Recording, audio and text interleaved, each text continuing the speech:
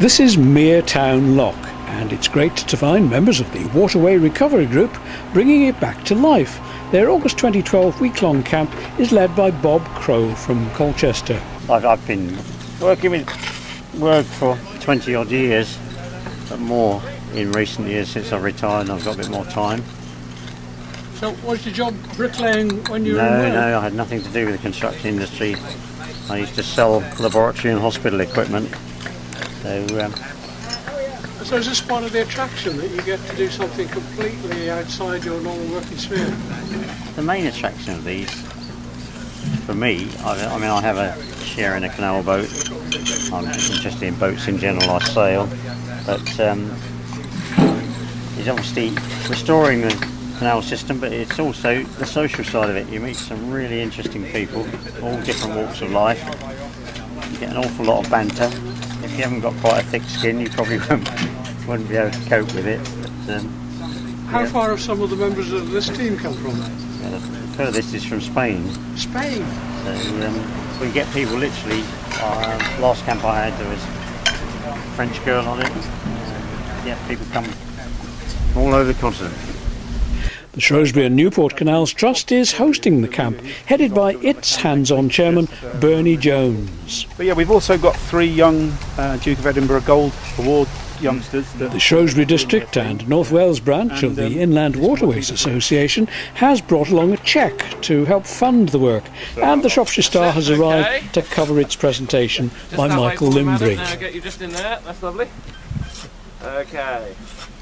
As far as the work's concerned, yeah, we're looking here now to get the rest of these capping stones on the top, then level the soil at the back here and on this side, so that we can later on in the year, when our wonderful member Christine McDougall, who's getting all of these plug primroses, this used to be known as the Golden Triangle, from here up to Norbury, and then from Norbury along the Suck to Nosal, and then back down the railway line. There used to be thousands and thousands of wild primroses. Okay. So it was known as the Golden Triangle. She's managed to get some funding from CRT, from the local WI schools and elsewhere, over 1,200 quid's worth, and has made a good start.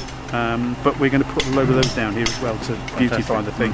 And we'll also get some whips from Shropshire Council in October when they've finished doing all their hedge planting, and we'll put some of those down here as well, just to neaten off the screen at the back. So it will look a lot better come next spring. And it'll look like a lock again. Yes, of course. Fantastic. Yeah. We've had a lot of the passing locals have been very, very supportive and saying how wonderful, and think that these guys that they've never heard of before are doing a remarkable job. And then when you tell them, of course, that they're volunteers and they've given up a whole week of their lives to come and do this, they're even more impressed.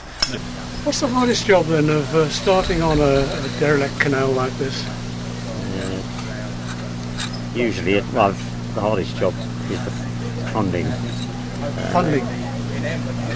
Getting that put together, then getting the permissions, and then running through all the wonders of method statements, risk assessments, and all the other joys of modern day life on the construction sites. So what's your best guess then, that when we'll be getting new boats through here?